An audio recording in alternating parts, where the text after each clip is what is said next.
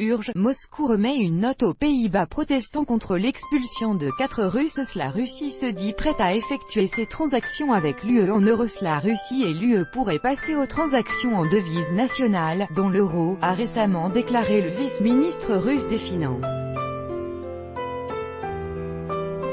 Ce qui pourrait conduire au renforcement de la monnaie européenne ainsi que garantir la sécurité des livraisons, notamment énergétiques.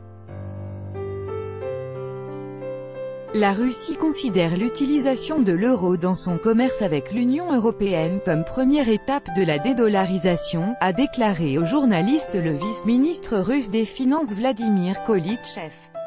Entre autres, ce changement pourrait concerner le commerce de ressources énergétiques.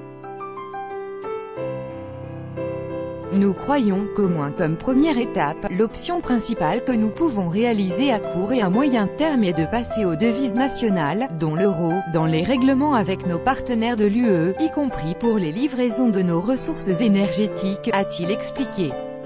Selon lui, cette mesure pourrait renforcer l'euro ainsi que garantir la sécurité des livraisons, notamment si les États-Unis imposent des restrictions sur les paiements en dollars. Kolitchev estime que, l'euro étant une monnaie de réserve, il sera plus facile d'accomplir cette transition. Dans le même temps, le yuan n'est pas une monnaie de réserve à part entière mais nous espérons que les progrès dans l'utilisation de l'euro nous pousseront à accélérer le même processus avec la monnaie chinoise, a-t-il ajouté.